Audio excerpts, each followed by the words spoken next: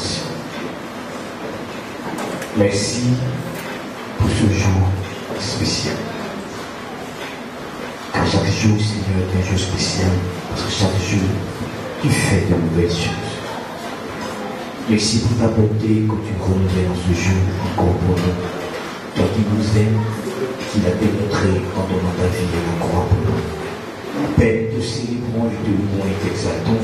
Merci de bénir ce temps, de bénir l'écoute de ta parole. Et merci de te révéler à notre homme intérieur. Merci de parler à nos cœurs ce matin.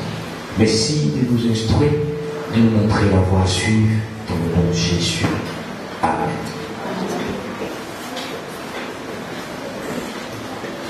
Bien aimé, comme l'a dit la seconde de Dieu ce matin, à chaque fois que Dieu te parle, à chaque fois qu'il y a une prédication, à chaque fois qu'il y a une prédication, Dieu est en train de t'orienter, il est en train de t'instruire.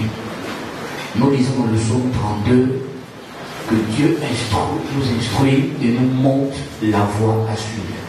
Donc au travers de l'instruction, Dieu te montre la voie à suivre. Amen, amen.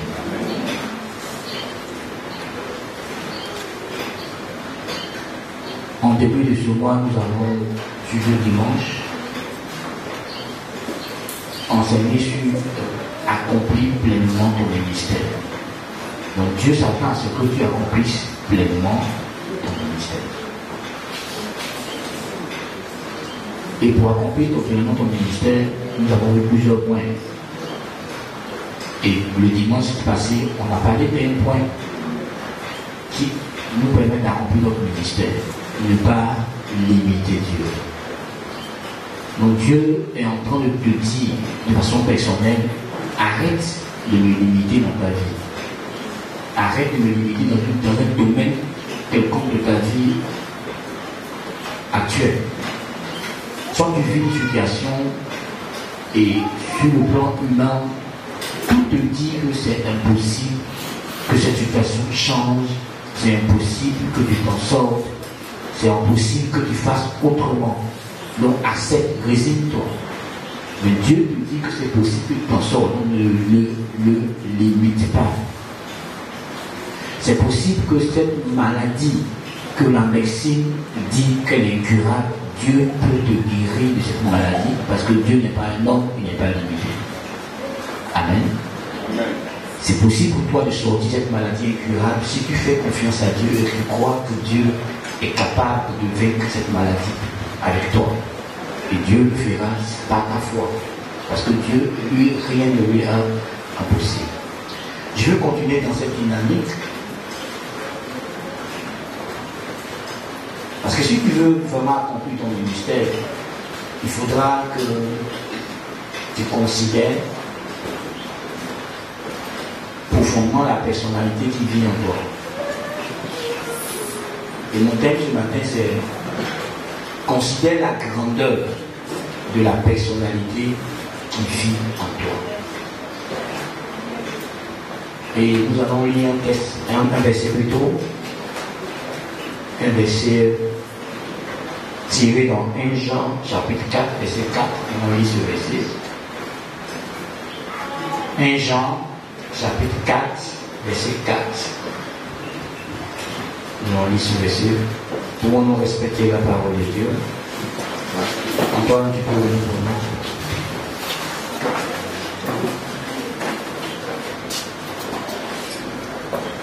nous. 1 Jean, chapitre 4, verset 4.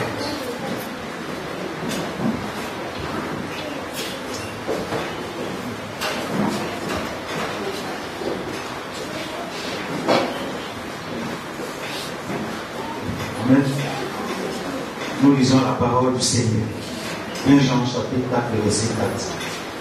Vous, petits enfants, vous êtes de Dieu et vous les avez vaincus. Parce que celui qui est en vous est plus grand que celui qui est dans le monde. Amen. Amen. Veuillez vous asseoir.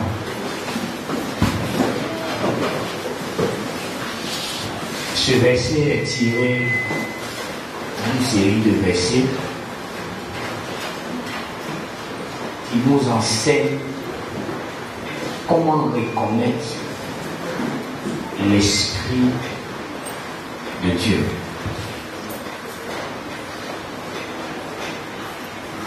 Parce que nous sommes dans un temps où il y a plusieurs faux prophètes qui sont venus dans le monde. Donc ce verset est tiré de cette série de versets. Et on nous enseigne comment reconnaître l'Esprit de Dieu, comment ne pas mettre, comment ne pas ajouter foi à tout esprit. Parce qu'il y a plusieurs faux prophètes qui sont dans le monde. Il y a plusieurs faux porte-parole de l'Antéchrist qui sont dans le monde. Qui ne sont pas des porte-parole de Dieu. Ce ne sont pas des prophètes établis par Dieu. Ils sont des faux prophètes. Donc ils se font passer pour des prophètes de Dieu. Donc nous, en tant qu'enfants de Dieu, nous devons savoir et les reconnaître. Souvent, si quelqu'un dit Jésus s'est fait homme, il est forcément de Dieu. Le confesser, dont la Bible parle, que tu reconnaîtras l'Esprit de Dieu par le fait que quelqu'un confesse que Jésus est venu en chair. Confesser ici, c'est dire la même chose que Dieu, penser exactement la même chose que Dieu. C'est homologuer, dire la même chose que Dieu, confesser, reconnaître, prononcer la même chose que Dieu. Donc quand quelqu'un confesse que Jésus est venu en chair, il est en train de reconnaître que Dieu s'est fait homme. Il ne le dit pas oralement, moi je dis ce qu'elle le dit oralement. Mais reconnaître que Dieu s'est fait homme te donnera une attitude vis-à-vis de cette vérité. Donc il ne même pas dire que Dieu s'est fait homme et puis ne pas reconnaître l'autorité de Jésus dans sa vie. Donc tous ceux qui ne reconnaissent pas l'autorité de Jésus-Christ ou qui ne reconnaissent pas que Dieu s'est fait homme ne sont pas de Dieu. Mais ce n'est pas l'objet de notre sujet ce matin, mais la seconde contexte. Il dit à ceux qui l'écrivaient, petits enfants, vous êtes de Dieu et vous les avez vaincus. Parce que celui qui est en vous est plus grand que celui qui est en nous. Nous avons fait une étude ici sur la maturité spirituelle et nous avons vu les différents niveaux de maturité spirituelle. Et quand Jean dit vous petits enfants, ça montre qu'il s'adresse à des gens qui ont un certain niveau de maturité. Et quand nous avons fait l'étude, on dit que vous petits enfants, c'est le premier niveau de maturité, ce sont les bébés spirituels. Donc il dit aux bébés spirituels que eux, parce qu'ils sont de Dieu, parce qu'ils appartiennent à la famille de Dieu, parce qu'ils sont nés de Dieu, ils ont vaincu les faux prophètes.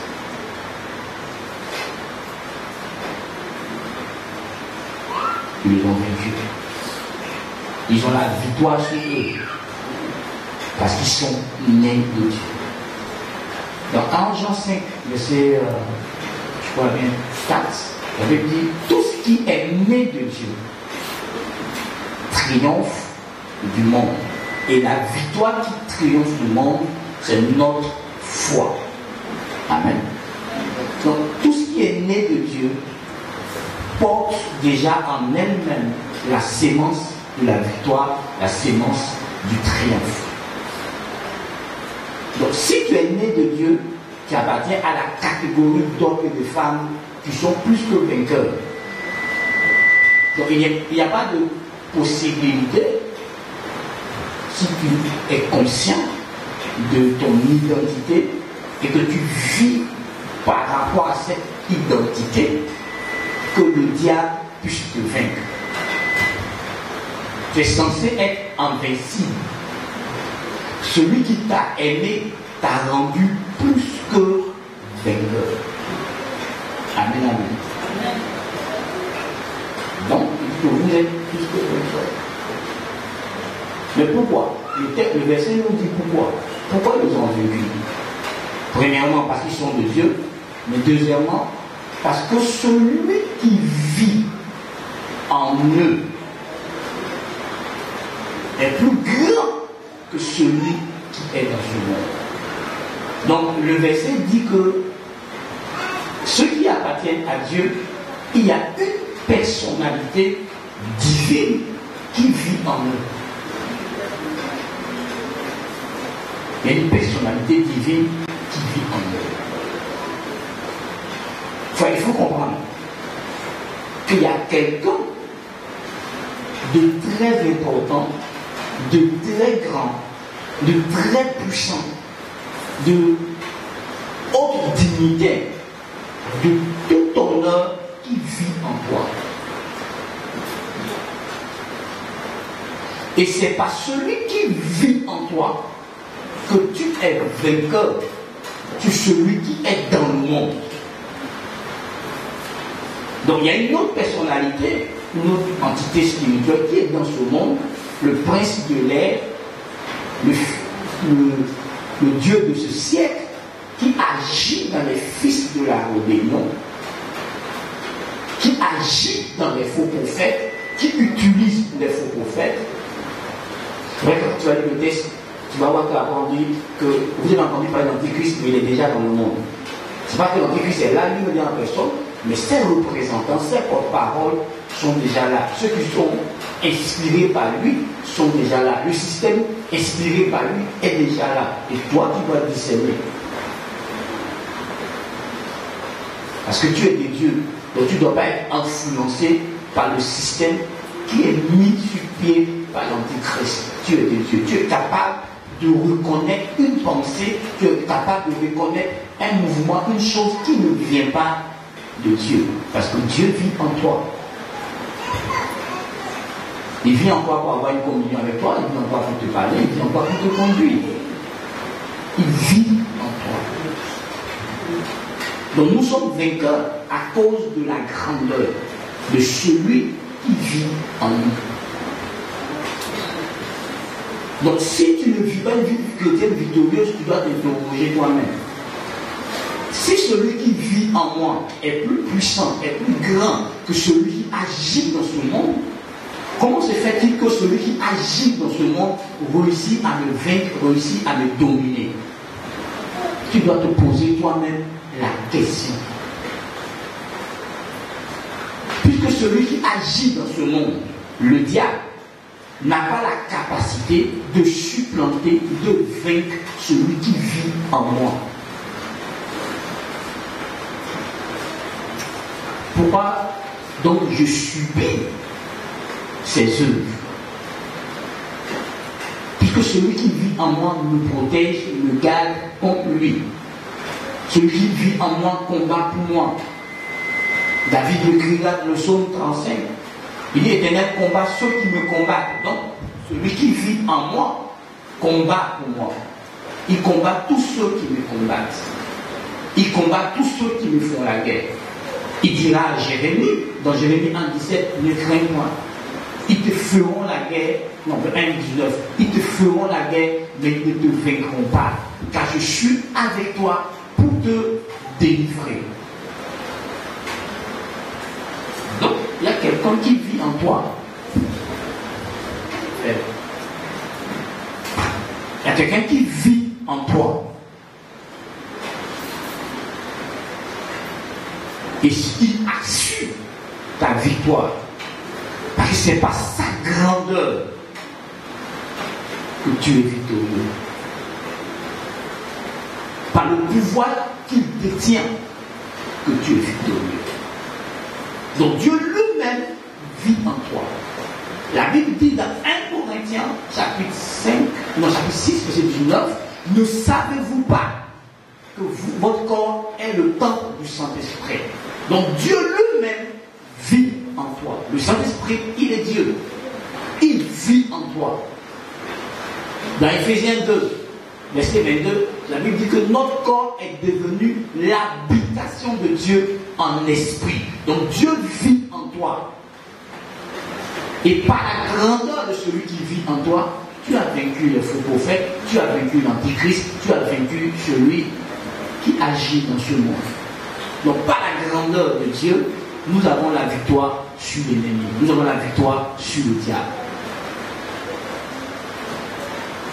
Parce que c'est ce qui est écrit. Et c'est ce qui devait être pour chacun d'entre nous. Mais cette réalité-là, beaucoup d'entre nous ne le vivons pas. Pourquoi? Parce que la plupart d'entre nous, on n'a pas pris le temps de considérer celui qui vit en nous, de considérer sa grandeur, de réfléchir sur Dieu, de méditer sur la personne qu'on a invitée. Le jour où nous avons fait une confession de foi, nous avons dit au Seigneur, viens vivre en nous, viens habiter en nous, nous te recevons comme Seigneur et Sauveur personnel. Dans l'Antiquité, comme nous dit la plupart d'entre nous n'ont pas vécu l'esclavage, quand les rois dominaient des territoires. Mais quand un roi vient vaincre un territoire, l'ancien roi et tous ses sujets deviennent l'esclave du nouveau roi, du nouveau maître. Donc, si nous disons que Jésus est notre nouveau maître, est notre nouveau Seigneur, c'est que l'ancien Seigneur a été vaincu par le nouveau Seigneur. Donc nous appartenons au nouveau Seigneur, au nouveau maître, qui est Jésus-Christ. Comment l'ancien maître va-t-il vaincre le nouveau maître qui ne peut même pas le vaincre? Et dans notre cas, ce n'est pas possible que Satan puisse vaincre Dieu. Il ne peut pas. Il n'a pas pu ni la première fois, il ne pourra jamais. Et c'est Dieu qui est notre nouveau maître. C'est Dieu qui est notre propriétaire. C'est Dieu qui est notre Père, notre Seigneur, auquel nous avons fait allégeance par notre confession de foi. C'est pour ça que Jacques écrit, il dit, soumettez-vous à Dieu et vous résisterez au diable. Parce que si Dieu est votre maître, sous le contrôle de Dieu, Dieu vous rend capable de marcher dans la victoire de Christ contre le diable. Parce que Dieu nous donne l'autorité de chasser les démons, de chasser toute œuvre des ténèbres. Dieu nous donne l'autorité de détruire les œuvres du diable. Parce que Jésus l'a détruit et il nous permet de pouvoir le faire. Donc si tu es en Christ, tu as l'autorité pour chasser Satan, tu as l'autorité, le pouvoir pour résister au diable, pour empêcher le diable de faire ce qu'il veut faire dans ta vie. Tu as l'autorité venant de Christ. On dit voici les miracles qui accompagneront tous ceux qui auront cru en l'évangile. En mon nom, vous chasserez les démons, vous guérirez les malades, vous leur poserez les mains, etc. Donc si tu as cru en l'évangile, dans le nom de Jésus, tu as l'autorité pour chasser, pour expulser les démons. Tu as l'autorité pour empêcher le diable de faire ce qu'il veut dans ta vie ou dans la vie de quelqu'un d'autre. Même dans la vie d'une communauté, même dans un territoire. Tu peux empêcher le diable de se manifester dans un territoire par l'autorité que tu as de Christ. Par la prière, par l'évangélisation, tu peux empêcher le diable de faire ce qu'il est en train de faire dans un territoire. Parce que l'évangélisation te permet d'apporter la lumière de Dieu aux hommes, d'éclairer les hommes pour qu'ils quittent dans leur mensonge du diable pour revenir à la lumière divine, pour se réconcilier avec Dieu. Frère, je veux que tu comprennes que si tu t'asseyais chaque matin et méditer sur la personne de Dieu, qui ai-je invité dans ma vie? Qui ai-je reçu dans ma vie? En qui ai-je placé ma confiance? En qui? Qui est ce Dieu? Qui est cette personne que j'ai invitée en moi?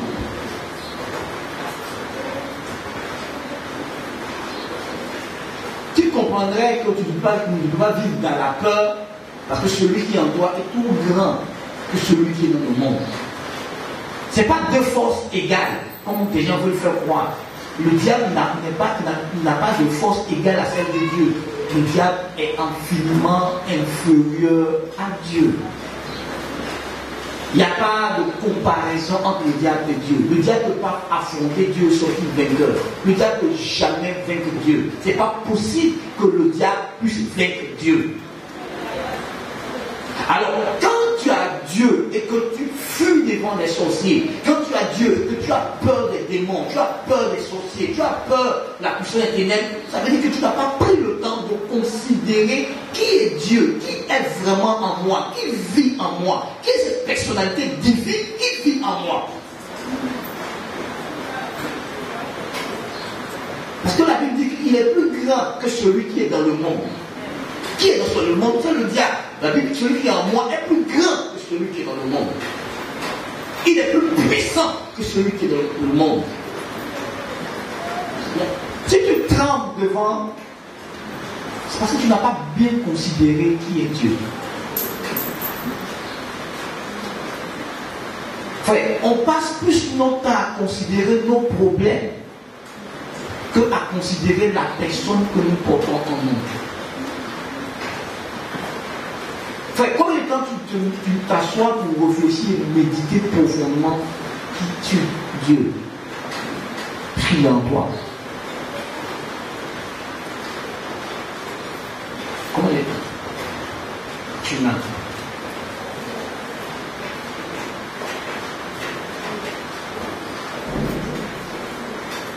Il y a un psaume qui nous conseille de l'immensité de sa grandeur. Le psaume 150 verset 2. Attendez, je peux le prendre. Frère,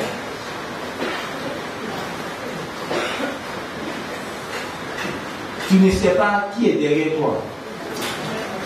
Tu ne sais pas celui qui est ton appui dans la vie.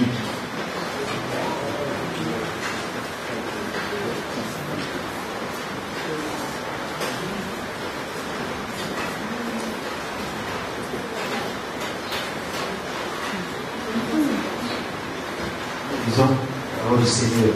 Psaume 150, verset 2. Louez-le pour ses hauts faits, louez-le selon l'immensité de sa grandeur. Ok. Amen. Prends le psaume 66 et tu gardes ça pour le. Ok. On devait voir. De louer Dieu pour ses hauts faits. De louer Dieu pour quoi? L'immensité de sa grandeur.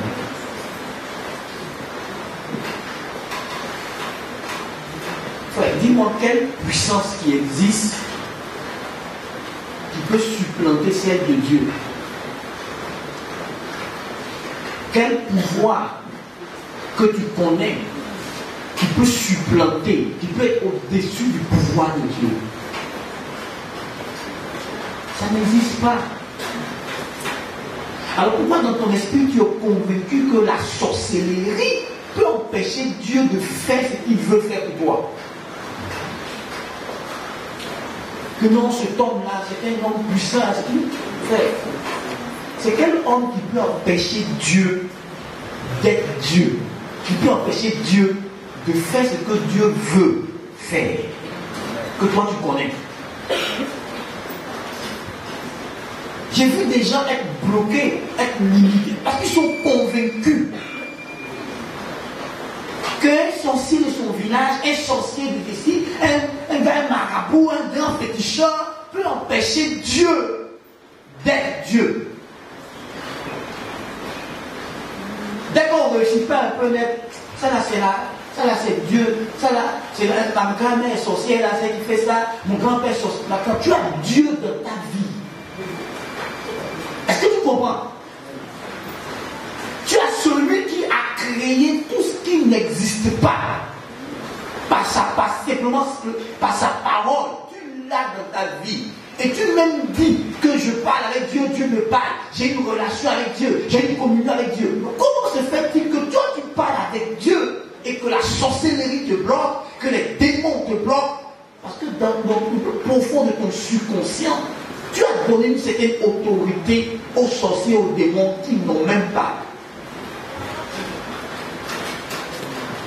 Parce que le jour où Jésus a accompli l'œuvre de la croix, où il est mort à la croix, ce jour-là, la Bible dit qu'il a dépouillé les démons.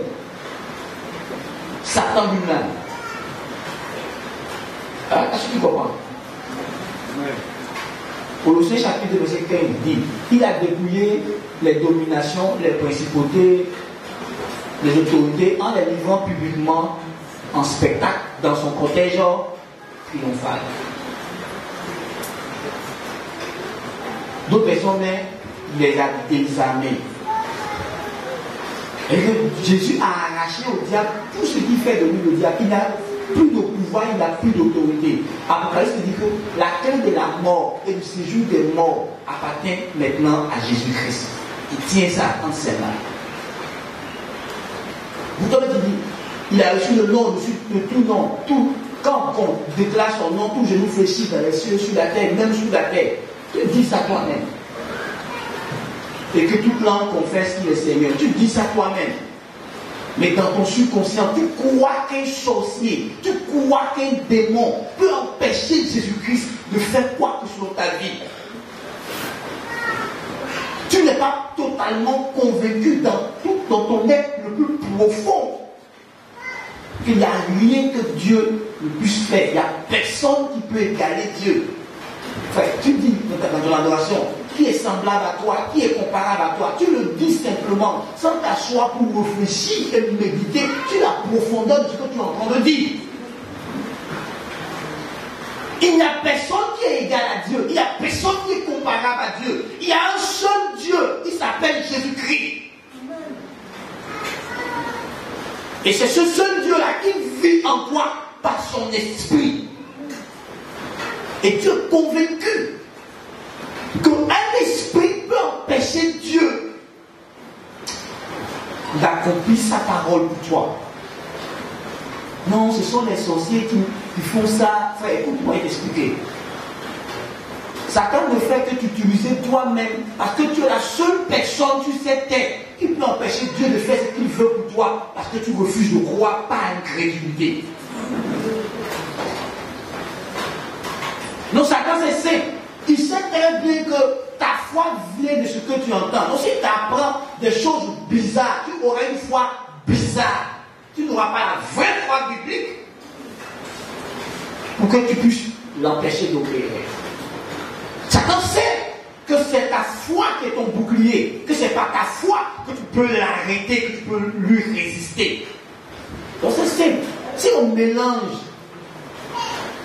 des enseignements erronés à la vérité biblique, tu n'auras pas la foi biblique parce que tu crois en des choses qui ne sont pas vraies, qui ne sont pas bibliques. Donc tu as la foi, mais ce n'est pas la foi biblique. Parce que la foi biblique vient de ce que tu entends de la parole authentique de Dieu. Donc c'est simple. Dieu a dit, mais la médecine aussi, c'est Dieu qui a créé ça.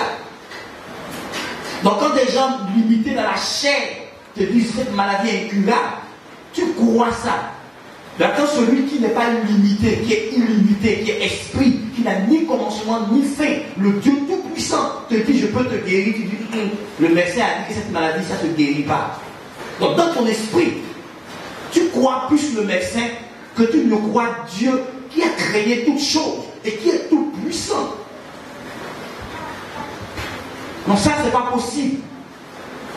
On m'a appris en économie, on m'a appris dans telle formation que ça c'est pas possible. Là quand on te dit c'est que Dieu lui-même qui a créé ça dit, tu dis non, ça c'est pas possible.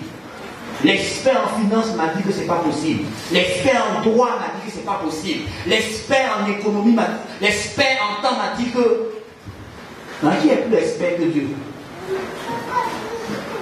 Celui qui détient toute sagesse, toute intelligence. Celui qui sait des choses que nos experts n'ont pas encore découvertes. Mais lui, il sait ça déjà. Frère, regarde dans ton cœur. C'est en qui tu as réellement placé ta confiance. À qui tu prêtes réellement tes deux oreilles? À Dieu ou à qui? Qui tu écoutes réellement? Dieu ou qui? Frère, tu peux vivre des miracles, vivre la grâce de Dieu au quotidien si tu n'apprends pas à écouter Dieu lui-même. Parce que Dieu a sa propre logique qui n'a rien à voir avec la logique des hommes. Enfin, Jésus n'avait pas de grappe de raisin, mais il produit un vin. Et écoute bien, son vin était meilleur que le vin qu'eux ont eu depuis toujours. Mais il n'avait pas de grappes de raisin. Il a produit son vin à partir de l'eau. Frère, est-ce que tu comprends ce que je dis ce matin? Elle était assis pour réfléchir. Comme le texte qu'on va parler dimanche. Marc n'a pas réfléchi sur celui qui était en train de lui parler. Ça veut dire qu'elle ne le connaissait pas. Elle n'était pas sûre que Jésus pouvait ramener son frère mort à la vie à l'instant T où il parlait avec elle. Elle sait qu'il peut ressusciter les morts, mais au dernier jour. Ouais, c'est au dernier jour qu'il va faire ça. C'est pas maintenant. Et Jésus l'a démontré. Il faut l'établir. Et il faut chercher à connaître le Dieu qui vit en toi. Amen. Pour ne pas que tu me limites, pour ne pas que tu te prives de la grâce de Dieu, alors que Dieu veut te faire vivre la richesse de sa grâce. Il veut te manifester sa bonté. Et la Bible dit qu'il est plein de bonté, lent à la colère, compatissant. Il est miséricordieux. La Bible dit que Dieu prend plaisir à faire miséricorde. Donc il prend plaisir à faire grâce. Et Dieu veut t'accorder ses faveurs parce qu'il sait que tu ne pourras jamais mériter ses faveurs. Que tu ne peux pas faire quoi que ce soit pour qu'il te fasse grâce, pour qu'il t'accorde ses faveurs. Donc Dieu lui-même est disposé à te faire grâce. Tout ce qu'il te demande, il dit fais-moi confiance pour que tu jouisses de ma grâce, pour que tu jouisses de ma faveur. Tu dis non, moi je veux mériter la faveur de Dieu. Je fais ceci pour mériter. Tu ne peux pas mériter la faveur de Dieu. Ouais. La grâce est une faveur imméritée. Donc il n'y a rien que tu feras pour avoir la grâce de Dieu. La seule chose que Dieu te demande, il dit fais-moi confiance. J'ai décidé de te faire grâce. J'ai décidé d'accorder ma grâce. Parce que quand Jésus est venu, ça veut dire que Dieu a décidé de faire grâce à l'humanité.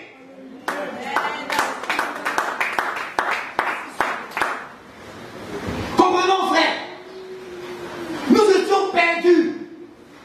À jamais. Sans la grâce de Dieu, tu ne serais pas ici, je ne serais pas ici. C'est la grâce de Dieu qui a fait de nous des enfants de Dieu. Et tu ne peux pas vivre autrement que par la grâce. Je n'ai pas dit que la grâce autorise le péché. Elle n'autorise pas le péché. Parce que la grâce nous libère du péché. Elle nous enseigne à nous renoncer à y traiter au combatif modèle et à vivre dans ce siècle présent selon la justice, selon la piété, etc. Donc tu ne peux pas recevoir la grâce de Dieu et continuer de vivre dans le péché. Tu n'as pas compris la grâce de Dieu que tu as reçue. Le péché qui est en train de te conduire en enfer, ou le péché qui est déjà conduit en enfer, séparé de Dieu. C'est sa grâce manifestée en Jésus-Christ qui t'a rapproché de lui, qui t'a ramené à lui. Tu ne peux pas mépriser cette grâce, tu dois la considérer. Frère, est-ce que tu considères le Dieu qui est en toi, sa grandeur?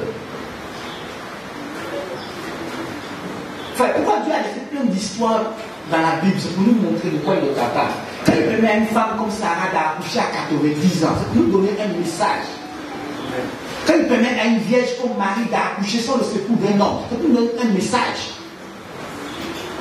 Quand il permet certaines choses dans la Bible, quand il permet que Daniel descend dans la force aux lions, des lions affamés, c'est pour nous montrer de quoi il est capable. Et puis faire ressortir Daniel vivant de cette force. Quand il permet que Shadrach, Abednego, il pouvait empêcher même qu'il entre dans le feu, mais il les laisse entrer dans le feu. Et puis le feu ne fait aucun dommage sur leur haie. Et qu'on te rapporte cette histoire dans la Bible. C'est pour te montrer à quel point ton Dieu est puissant, à quel point ton Dieu est formidable, à quel point ton Dieu est excellent, à quel point ton Dieu est grand. Quand Dieu permet que l'histoire d'Israël soit dans la Bible, c'est pour t'enseigner des choses sur lui-même. Vous voyez, il y avait deux chemins, mais Dieu a fait exprès pour dire à Moïse lui-même. Et quand il a conscient que l'autre chemin, il y a une mer rouge, il dit ne passez pas par le chemin, passez là où la mer rouge. Il s'était bien qu'il n'y a pas d'issue. Dieu le savait, il savait qu'il n'y avait pas d'issue. Mais il dit à Moïse, fais-le passer par là-bas. Et il demande à Israël, et ouvre la mer pour qu'Israël marche à sec. Enfin, écoute-moi bien. Si d'abord l'eau part normalement, le sol doit être boueux. Voilà. D'accord? Boueux.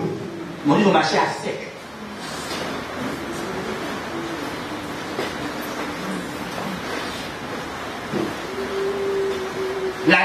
décomposé. Il ressort, il n'y a même pas une bestiole, même en lui. Son corps est normal, tout est net.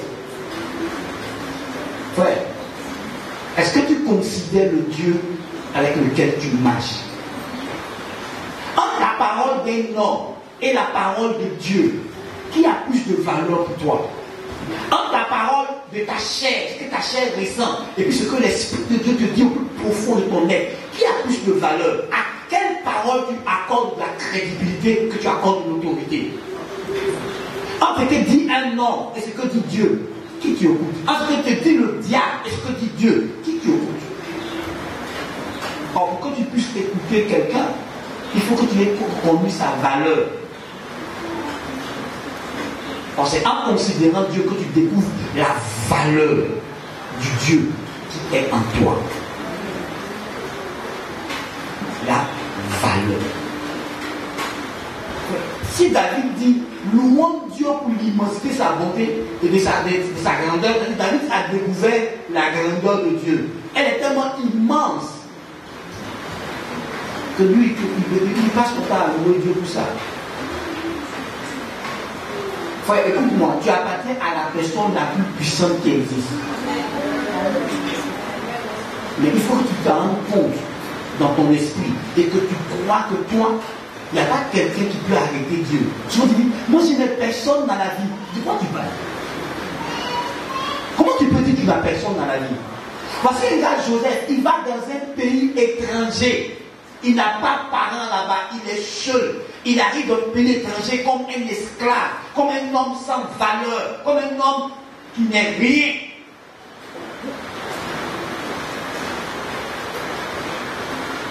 Mais lui savait qu'il y avait quelqu'un avec lui. Donc même dans l'esclavage, il refuse de se compromettre. Il refuse de perdre la présence de celui qui est avec lui. Mais arrivé là-bas, celui qui est avec lui va démontrer à son premier propriétaire que ce cas que tu regardes là, ne le voit pas comme un esclave. Parce qu'il est plus il est au-dessus de l'esclave. C'est qu'il est très important. Mais Dieu va se manifester et Potiphar va se rendre compte. Et Potiphar va élever son esclave, même au-dessus de lui, dans la maison. Qui a fait ça? C'est Dieu.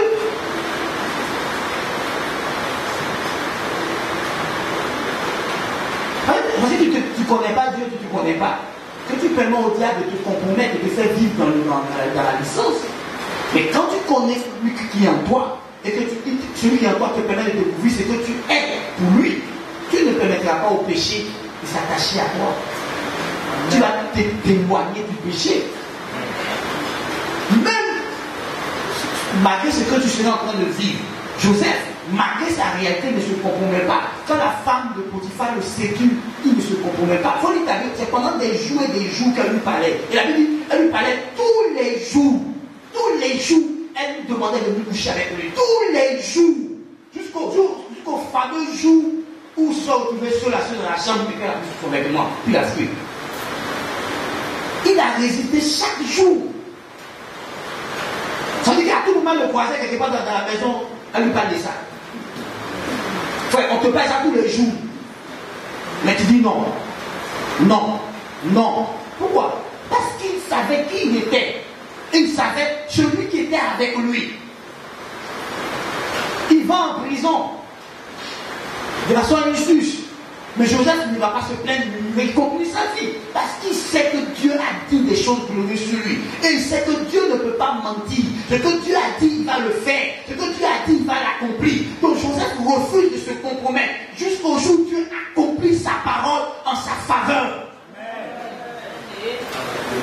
Tu vis dans le péché parce que tu ne sais pas le Dieu que tu portes en toi. Tu vis dans le péché parce que tu ne sais pas que tu es une personne sacrée, une personne importante. La Bible dit que ton corps a le temple de Dieu. Et le temple de Dieu est saint. Et la Bible dit c'est ce que tu es. Tu es saint, tu es sacré.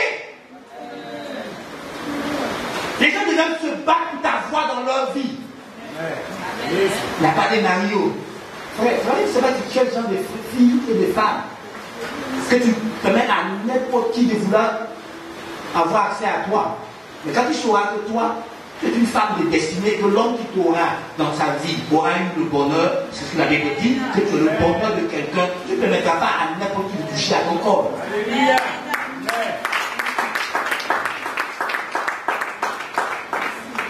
Si tu savais que toi, tu transportes la présence de Dieu, tu transportes la gloire de Dieu, et que l'homme qui t'aura dans la vie, parce qu'il t'aura eu, il aura accès à la gloire de Dieu à cause de toi, tu ne le mettras pas n'importe quel homme.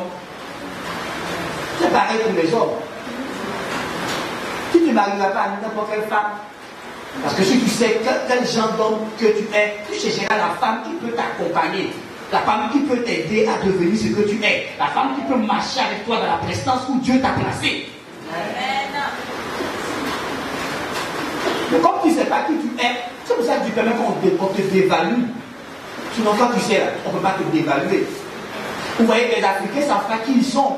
Alors ils permettent aux Blancs de les tromper, les mentir tous les jours. Moi, il n'y a rien. Sauf si Dieu, dans sa destinée, m'amène en Europe. Quoi. Mais moi, il ne va pas jeter la vie pour l'Europe. Tout l'Europe, parce qu'ici, ils viennent prendre leur richesse pour aller. Vous voyez, faire quoi là-bas? Tout est ici. C'est à moi de trouver comment faire pour prendre ce qui est ici pour devenir quelqu'un. C'est tout. Frère, regarde. Tous les Haoussa là viennent chez nous pour prospérer et les Ivoiriens sont pauvres. Donc, du vêtement, les Ivoiriens sont un peu très paresseux. On est vraiment paresseux. Tu vas dire à un jeune Ivoirien, comme tu es intelligent, et tu n'as pas dit donc pourquoi tu commences à faire un gabadon, et tu as une vision, il fait une chaîne de gabadon professionnel, bien propre, tout ça, pour attirer ce type de clients manger. Donc tu peux avoir une chaîne de gabadon.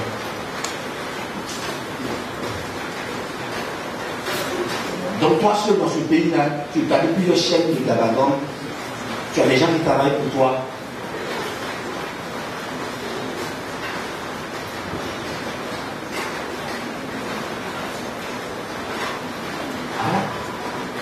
Est-ce qu'on pense comme ça? Non. On est là, dans quel domaine? C'est un étranger qui est le grossiste. Va dans le domaine du portage, c'est un étranger qui commande. Va dans le domaine des carreaux, c'est un étranger qui commande. Va dans le domaine du poisson étranger, les Chinois, les trucs là. Hein? Les Haoussa, c'est le marché des poissons thon, les Ivoiriens sont là. Souvent on travaille pour eux-mêmes. Dans notre propre pays. Soit un peu dans d'autres pays, c'est eux-mêmes qui dominent. Chez nous, on est dominés. Et comment ça? On a la tchatch, quoi. C'est tout souvent, c'est là où on regarde, ils voient parler, ils voient s'habiller, c'est tout. Maquille, femme. Quand ils voyaient à 1 million sur le compte, tout le monde se voit qu'il a 1 million sur le compte. Quand tu n'as pas 100 000 francs sur ton compte, tu as un iPhone de 850 000. C'est la grosse cible, le gars ciblé qui a un iPhone. Et l'iPhone, il devient quoi, 7, 15 là. Tu dois payer un portable à 1 million, 1,5 million, alors que tu n'as même pas 10 francs dans ton compte bancaire. Tu payes un portable à 1 million. Le matin, tu dis à ton papa, j'ai faim, maman, j'ai faim. Maman, aide-moi. Tu as 1 million comme portable qui va ton oncle de t'aider. Ce qui me fait mal, c'est que les chrétiens sont dedans. Les païens, bon, ils peuvent dire qu'ils sont un peu obscurs, mais les chrétiens sont dedans. Au lieu de prendre 1 million pour le multiplier, tu as 1 million, un portable d'1 million dans ta main. Tu n'as rien sur ton compte bancaire. On peut comprendre que quelqu'un qui fait de grosses affaires, qui est dans des milliards, paye un portable iPhone qui va sécuriser ses affaires, ses communications. Mais toi-même, qui n'a même pas, tu ne vas pas galère baisser. Tu as un portable 1 million. Tu fais quel genre d'affaires qui nécessite que tu aies un portable 1 million? Tu as quelle position sociale dans la vie qui dit que tu es tellement important, que tu es une personnalité, donc il faut un téléphone hautement sécurisé. Parce que toi, tes conversations ne doivent pas s'effiltrer. Toi, tu es comme moi ici, dans le même marché ici, là, tu ne vas pas payer ça. Au lieu de chercher à faire dans sortie. Tu Si tu considérais Dieu, tu vas avoir la sagesse de la vie. Parce que Dieu est sage. Je ne suis pas contre le fait que quelqu'un ait un portable important. Mais je suis contre le fait que toi, tu n'arrives pas à t'en sortir. Et puis tu as un portable plus cher que toi-même. Et puis tu as faim. Tu vois pas? Est-ce que c'est normal? Tu n'arrives pas à t'en sortir toi-même. Tu n'arrives pas. Ton avenir est compliqué. C'est un otage quelque part là-bas. Mais c'est toi qui veux avoir un portable. Tu veux avoir un sac à main de 100 000, de 200 000. Quand tu arrives dans ton dressing, tu as 5 sacs à main de 100 000. Ça te va. Rien, tu as faim. Tu n'arrives même pas à t'assumer. Tu es dépendant des autres. Il y a problème. Vous ne voyez pas qu'il y a problème? Et des chrétiens fonctionnent comme ça. Il y a problème. Tu es pasteur, tu n'as pas encore de terrain, tu n'as pas bâti un temps. Quand quelqu'un te fait grâce, qui t'offre 1 million, tu t'en vas à la galerie du parc pour payer 2 costumes de 500 000. Ou même tu t'en vas en Israël pour faire du tourisme. Alors que l'église n'est pas encore stable. Attends, c'est quoi ça? Mais pourtant on dit, je porte celui qui est sage en moi. Je porte celui qui a la sagesse en moi. Tu as Dieu qui est la sagesse et tu n'es pas sage. Tu as Dieu qui a le discernement et tu n'as pas de discernement. C'est un problème. Église, on a un problème. Tu vois, non? On a un problème. Normalement, si on s'appuyait sur la sagesse de Dieu, on n'allait pas avoir des difficultés. Parce que Dieu a nous conduit sagement. On allait apprendre que chaque chose se fait en son temps. On n'allait pas avoir des crises cadeaux dans notre cœur. Parce que la Bible dit qu'on doit vivre comme ce monde. On doit vivre selon le royaume de Dieu. Et c'est quand tu connais celui qui est en toi, que tu l'écoutes, que tu écoutes ses conseils, que tu commences à comprendre la vie. Parce qu'il est le maître de la vie. Il est lui-même la vie. Il a dit en Jean chapitre 14, verset 6, que je suis quoi? Le chemin. Donc qui est le chemin? Qui est la vérité? Qui est la vie? Ah. Maintenant tu as la vie et tu ne comprends pas la vie. Il a dit en Jean 11, 25, je suis la vie et la résurrection. Il est la vie. Donc qui peut t'enseigner la vie? Qui a créé la vie? C'est lui. Il peut t'enseigner la vie. Qui a créé la vie humaine? C'est lui qui peut te l'enseigner. Mais tu n'as pas le temps de considérer Dieu et de communiquer avec Dieu, d'échanger avec Dieu. Donc tu ne comprends pas la vie. Et si tu ne comprends pas la vie, tu ne peux pas être heureux dans la vie. Hein? Ma tête sur la salle, et moi, tu ne comprends pas la vie. Quand tu comprends la vie, tu n'envies personne. Parce que tu sais que le maître de la vie a accordé à chacun sa faveur et sa grâce. Donc tu cherches à connaître tes faveurs et tes grâces et à jouir de tes faveurs et tes grâces que le maître t'a donné. Jean-Baptiste dit, un homme ne peut recevoir que ce que le ciel. Tu ne feras pas de maraboutage pour voler l'étoile des gens. Il n'y a pas quelqu'un que Dieu a lésé. À chacun d'entre nous, Dieu a accordé des grâces particulières. Paul même le dit, que chacun tient de Dieu un don particulier. Tu ne vas pas envier le don de l'autre. Tu chercheras ton don et tu développeras ton don. Donc, frère, c'est parce que tu ne connais pas le maître de la vie que tu souffres. Frère, des chrétiens qui cherchent des projets, alors la Bible dit que Dieu connaît les projets qu'il a formulés pour eux. Donc, parce que tu as pris le temps d'aller devant Dieu pour découvrir les projets que Dieu a pour toi. Pour chaque être humain sur la terre, Dieu a des projets.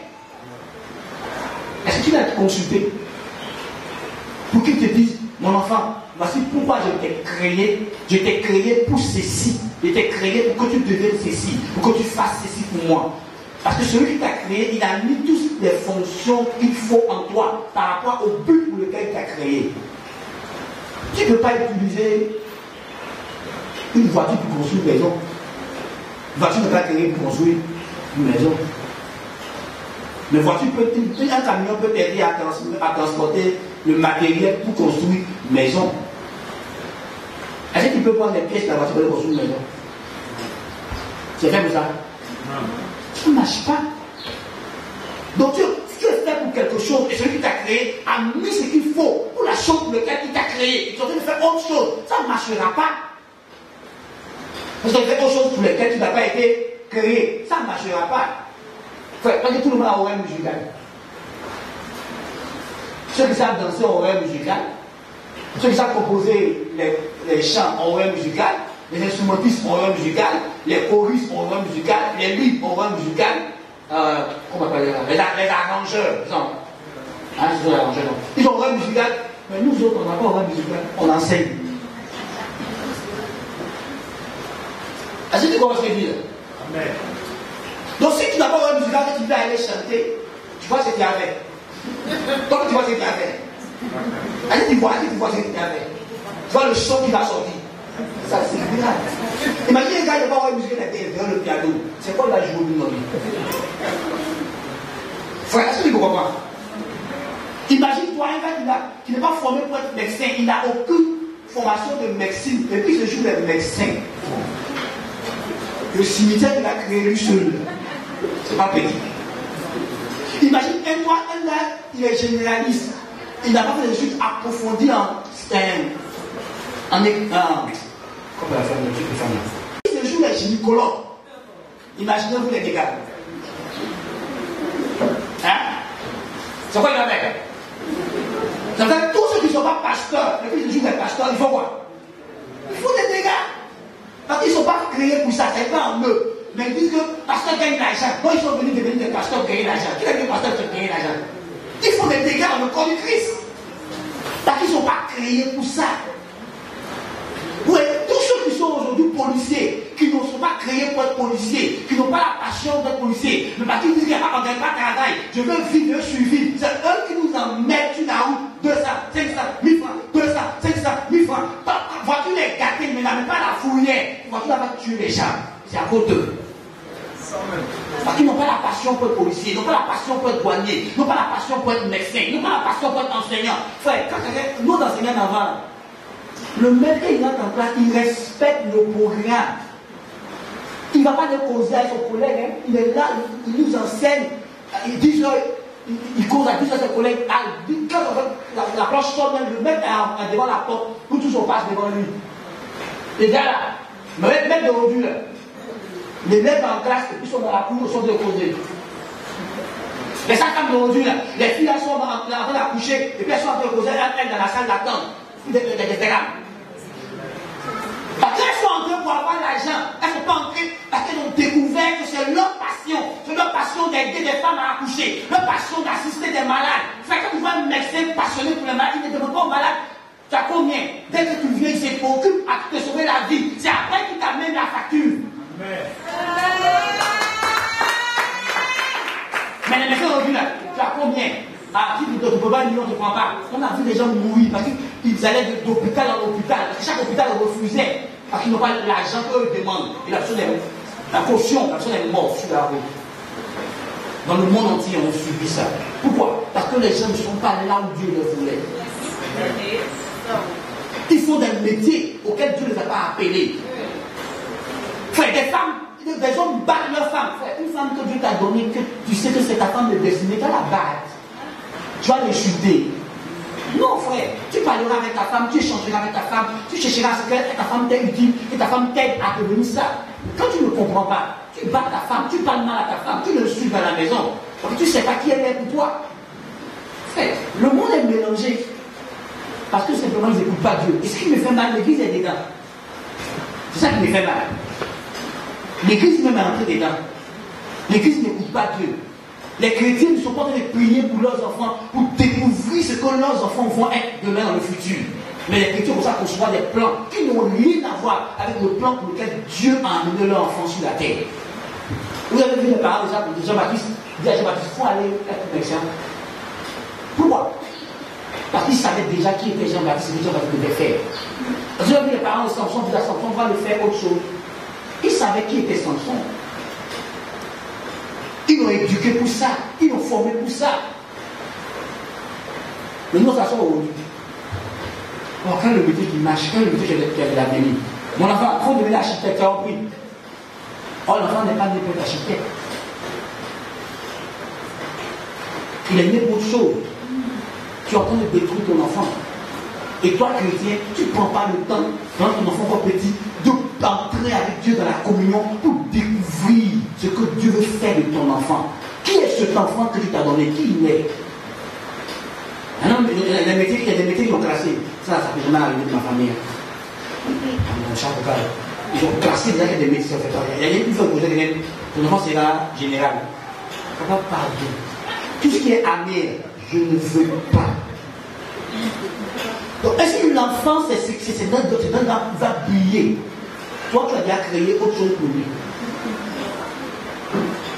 Donc, l'enfant, toute sa vie, il travaille, mais il n'est pas heureux. Pourquoi? Parce qu'il n'est pas en train de faire ce pourquoi il est loin, ce pourquoi il était envoyé sur la terre. Parce que toi, tu n'as pas pris le temps de consulter Dieu pour découvrir ce que Dieu veut de cet enfant. Les parents de Jérémie ont préparé pour le sacrificateur, alors que Dieu le voulait comme prophète. Dieu, mais c'est Dieu lui-même, il interfère quoi. Et puis il finit par nous montrer aux gens le chemin de leur vie. Sinon on est bien foutu. Fais, qu'est-ce que tu fais? Si tu considérais Dieu, tu allais considérer ses voix et ses pensées. Comment Dieu fonctionne, comment Dieu est. Tu allais considérer ça. Mais tu ne prends pas le temps de regarder l'honneur de Dieu, la dignité de Dieu. Qui est vraiment Dieu? De quoi Dieu est capable?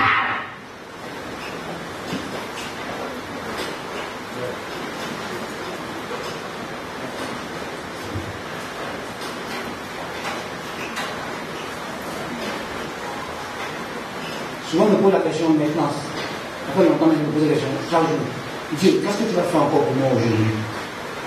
Quand tu vas faire pour moi les jours qui arrivent, je lui demande ça. Qu'est-ce que tu vas faire encore pour moi? Ou qu'est-ce que tu vas faire encore par moi pour quelqu'un? Parce que je sais qu'il fait des choses pour moi, il fait des choses au travers de moi. Je lui demande, qu'est-ce que je vais faire? Qu'est-ce que tu vas faire pour cette personne au travers de moi? Non, quand même. Frère, Dieu a tellement de choses qu'il veut faire pour toi et avec toi. Tu n'as qu'à entrer en communion et lui demander. Tu seras surpris de ce que Dieu a prévu faire dans ta vie et au travers de ta vie.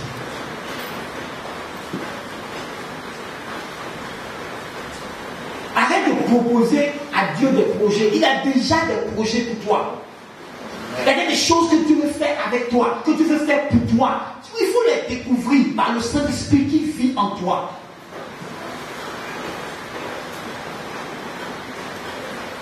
Il faut découvrir ces choses. Bon, je te pose la question. Où tu es assis là? Est-ce que tu sais pourquoi, dans la nouvelle création, Dieu a décidé de vivre en toi? Est-ce que tu sais? Si tu connais le Dieu que tu sais, que la Bible dit, il ne fait rien sans but. Donc s'il a décidé de vivre en toi, c'est qu'il a au moins un but. Est-ce que tu as découvert pourquoi Dieu est venu vivre en toi? Est-ce que tu l'as découvert? Pourquoi Dieu t'a sauvé? Pourquoi tu es chrétien? Pourquoi il a fait de toi un chrétien? Pourquoi Dieu, frère, la plupart d'entre nous, quand on est invité pour la première fois à l'église, tu as parlé mal aux gens. Pourquoi Dieu a insisté au cœur de toi jusqu'à ce qu'aujourd'hui tu viennes à l'église? Est-ce que tu sais pourquoi Dieu a fait ça? Mais quand tu ne sais pas pourquoi Dieu fait les choses, tu ne suis pas au mouvement de Dieu. Pourquoi je suis chrétien? Pourquoi? Et quand tu considères Dieu, tu te rends compte que Dieu, c'est quelqu'un qui ne fait rien pour rien. Tout ce qu'il fait est planifié et intentionnel. Donc si Dieu veut vivre en moi, quelle est son intention? Quel est le but qu'il veut atteindre en vivant en moi?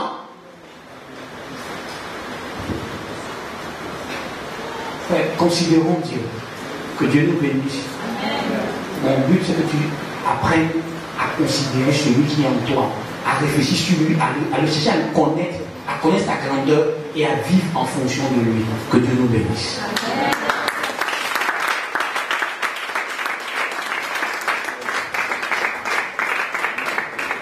Tu vas incliner la tête, tu vas prier.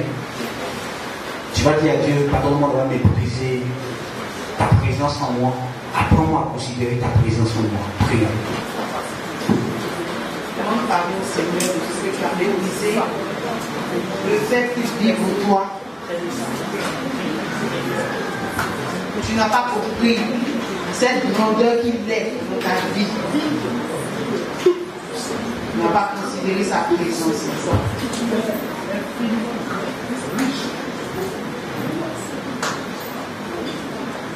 Oh Seigneur,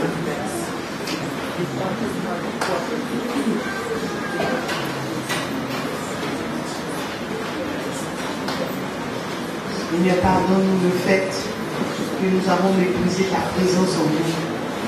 Nous avons méprisé ton Esprit Saint dans notre vie. Et Seigneur, nous avons été vaincus dans tous nos combats. Nous avons perdu des batailles. Nous avons perdu des combats dans lesquels nous devons être victorieux.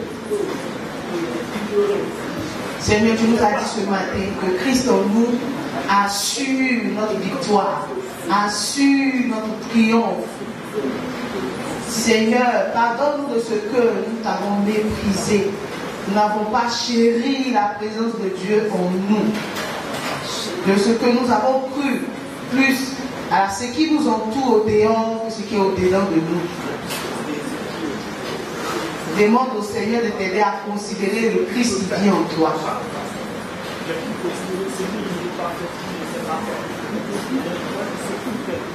Tu veux considérer l'immensité de sa grandeur dans ta vie. Joseph avait refusé de se corrompre parce qu'il avait connu Dieu et il avait compris Dieu. Il s'est gardé pur parce qu'il avait compris Dieu. Sans la compréhension et la connaissance de Dieu, il serait impossible de vivre loin de la corruption. Alors dis au Seigneur, quand tu sais comment il est, qui il est, tu pourras faire comme Joseph. Tout le monde ne peut pas fuir devant la femme de Potiphar comme Joseph. Quand il n'a pas connu Dieu, il n'a pas compris Dieu. Joseph avait bien compris le Seigneur. Il était bien défini dans son esprit. Il était bien défini dans son cœur. Dis au Seigneur, aide-moi à te comprendre et à te connaître. Quand tu sais que ton Dieu est grand, et quand tu as compris cela que tu acceptes de vivre selon, tu pourras affronter toutes les batailles. Tu pourras sortir victorieux dans tous tes combats. Alors parle au Seigneur ce matin. C'est un sujet de prière important. Dis au Seigneur, aide-moi à voir ta grandeur qui est en moi. De voir ta grandeur qui vit en moi. J'avais dit qu'il est en nous. Il est en nous. Il vit en nous. Il est avec nous. Il est sur nous. Il nous environne de partout. Le Seigneur nous escorte de partout. Alors dis au Seigneur, je veux considérer, ouvre les yeux de ma compréhension, les yeux de mon cœur, que je comprenne qui tu es. Parce que je marche avec toi, mais je ne te connais pas. Jacob a marché avec Dieu depuis de chez son père, pendant qu'il partage chez son oncle Laban. Quand il s'est couché sur ce territoire, ce lieu-là, la Bible dit qu'il a eu un songe où il a vu dans ce songe les anges qui montaient et descendaient. Et il a dit en conclusion, Dieu était avec moi, Dieu était en ce lieu, je ne savais pas. Dieu peut être avec toi, tu ne le sais pas. Dis au Seigneur, donne-moi de comprendre que tu es avec moi. Donne-moi de comprendre, de connaître ta présence dans la vie. Quand tu connaîtras qui est Dieu, comme notre Dieu l'a dit tout à l'heure, tu ne t'associeras pas à n'importe qui. Tu ne te laisseras pas dévaluer par n'importe qui et par n'importe quoi. Tu ne vas pas accepter certaines réalités de ta vie. Tu ne vas pas accepter ce que Dieu refuse dans ta vie. Parce que tu connaîtras qui il est. Et plus tu connais le Seigneur, plus tu te connaîtras. Dis au Seigneur, donne-moi de te connaître. De connaître comment tu es grand. De connaître comment tu es puissant. De connaître comment tu es un Dieu extraordinaire. Je veux te connaître, Seigneur, pour vivre dans le bonheur. Je veux te connaître pour vivre dans la liberté. Je veux te connaître pour être affranchi de tout fardeau, pour être déchargé de tout fardeau. Seigneur, révèle-toi notre intérieur ce matin. Donne-nous la révélation de qui tu es, Seigneur. Nous voulons te connaître ce matin. Oh Seigneur, cette personnalité qui est en nous. Tu es une personnalité qui vit en nous. Et donne-nous de te connaître afin que nous soyons des dignes représentants. Nous soyons des dignes ambassadeurs, ambassadrices sur cette terre. Pour que nous ayons, Seigneur, la capacité et la grâce de pouvoir te prôner sur cette terre. Seigneur, révèle-toi notre être intérieur. Oh Seigneur, la découverte de qui tu es nous donnera de connaître la valeur de qui nous sommes. Seigneur, révèle-toi à nous. Seigneur, plus je te connais, plus je sais de quelle valeur je suis, plus je connais ma valeur, plus Seigneur je prendrai au sérieux ce que tu as mis en moi, les rêves que tu as déposés en moi, les projets que tu as déposés en moi. Seigneur, plus je te connais, plus je découvre ce à quoi je suis appelé réellement, ce que je suis appelé à faire, à accomplir sur cette terre. Seigneur, je ne vais pas aller faire autre chose quand je découvre qui tu es. Parle à Dieu. Je veux te connaître comme mon Dieu spécial, cette personnalité, cette honte, cette majesté que tu es, qui vit dans mon cœur. Donne-moi de te connaître, Seigneur. Tu as dit mon peuple périt parce qu'il ne me connaît pas. Mon peuple périt parce qu'il ne me connaît pas. Mon peuple est détruit parce qu'il ne me connaît pas. Seigneur, cette maladie n'est pas plus grande que toi. Alors donne-moi de comprendre que cette maladie n'est pas plus que toi. Seigneur, ce problème ne peut pas te submerger, ne peut pas te surpasser, ne peut pas te supplanter. Oh, donne-moi de comprendre cela.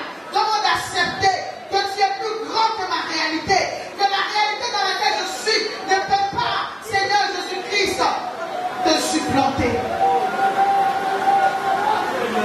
Révèle-toi à mon être intérieur, Père. Donne-moi de comprendre que ce chômage dans lequel je suis n'est pas plus que mon Dieu. Il est celui qui ouvre un chemin là où il n'y a pas d'issue. Ah Seigneur, quand tu as tracé le chemin dans la mer Rouge, le peuple d'Israël est passé à sec. Seigneur, tu savais qu'il n'y avait pas d'issue. Tu savais qu'il n'y avait pas, oh Jésus-Christ, de chemin là. Mais comme toi, tu as décidé, tu as créé un chemin. Seigneur, quel que soit, Seigneur, les murs qui sont devant de nous, quelles que soient les barrières qui sont devant de nous, tu es capable de tracer des chemins. Là où il n'y a pas d'issue. Seigneur, tu traces tes chemins dans les chemins sans issue. Tu es celui-là qui trace tes chemins dans les chemins sans issue. Tu es celui-là qui trace tes chemins dans les chemins sans issue. Oh Seigneur, quand je regarde dans ma famille, il n'y a pas de chemin pour s'en sortir. Mais quand j'ai Dieu, je sais que je m'en sortirai. Parle à ton Dieu ce matin.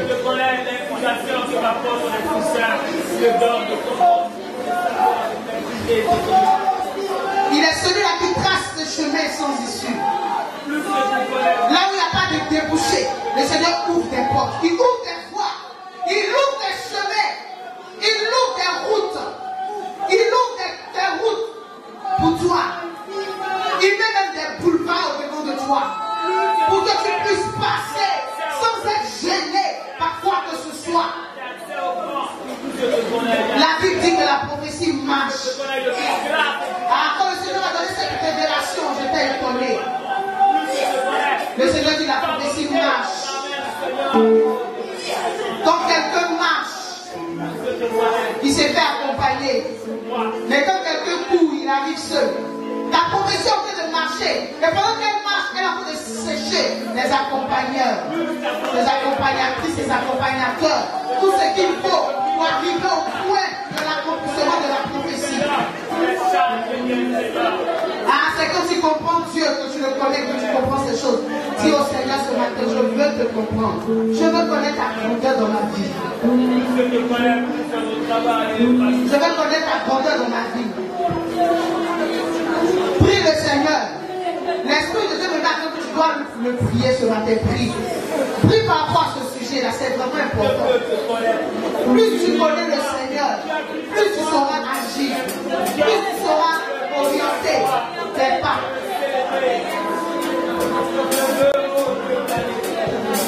Dis Seigneur, je veux te connaître.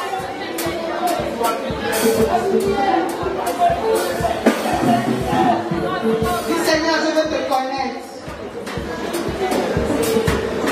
Éclaire-moi, éclaire mon âme. Révèle-toi à moi. Nous avons besoin de la révélation. La Bible dit que la révélation de la parole nous éclaire et elle nous montre le chemin à suivre. Connaître Dieu, c'est ça la vie éternelle. Connaître Jésus, c'est ça la vie éternelle. Quand je connais Dieu, c'est la vie. La connaissance me procure la vie. La connaissance de Dieu me procure la vie. Alors dis au Seigneur, je veux te connaître. Envoie la lumière de ta révélation dans mon cœur.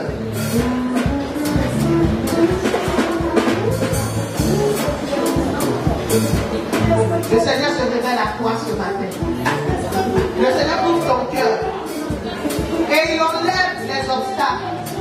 Il enlève les doutes. Il enlève les peurs. Il enlève les fardeaux qui t'empêchent de voir Dieu, de le connaître. Toutes ces choses qui étouffent la connaissance de Dieu en toi. Toutes ces choses qui t'empêchent de réaliser sa grandeur. Il les enlève dans ta vie. Et tu vois plus clairement qui est ton Dieu. Tu connais plus le Seigneur. Et il trace au niveau de toi les chemins pour accomplir ses promesses dans ta vie.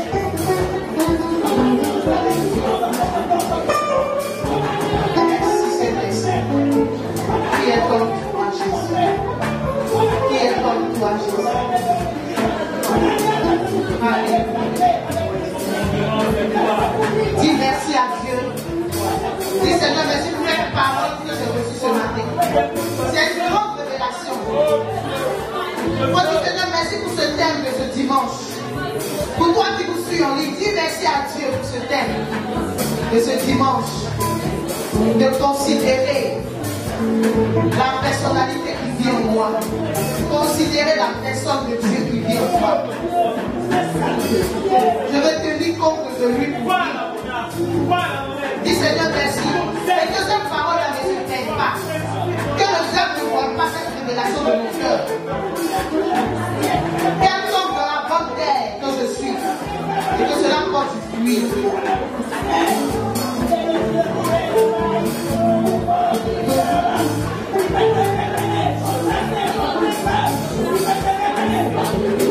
Merci Jésus pour ce trésor que tu viens de nous donner ce matin. Pour cette richesse que tu viens de nous accorder ce matin. De réaliser que nous avons une personnalité en nous. Nous avons un grand Dieu avec nous. De réaliser enfin que le Seigneur vit en nous. Alléluia. Est-ce que tu peux donner nos passions à cet esprit?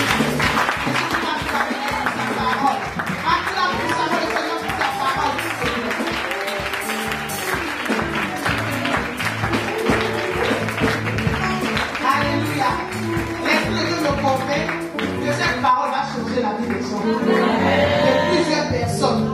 C'est pas en vain que le Seigneur a voulu que tu sois là ce matin. Malgré la pluie, tu es venu. Dieu veut faire quelque chose. Donc considère cette prédication. Je sais que tu vas rendre un grand témoignage à la gloire de Dieu. Est-ce que tu peux l'acclamer? Je vais vous donner un chant. Tu vas t'asseoir et tu vas préparer ta dîme pendant que le groupe sera dans le chant comme ça. Pour qu'on réalise encore le présent. Parce que tu reçois le présent, j'étais dans l'émotion que souvent là, tu prends les moyens. Donc il faut t'asseoir. Libérer avec un bon chant. Voilà.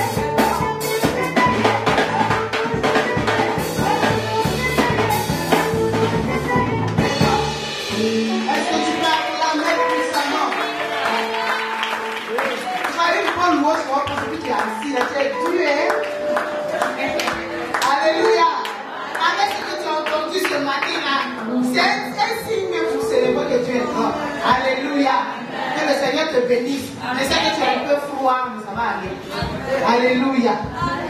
Tu vas prendre ta dîme, tu vas venir devant.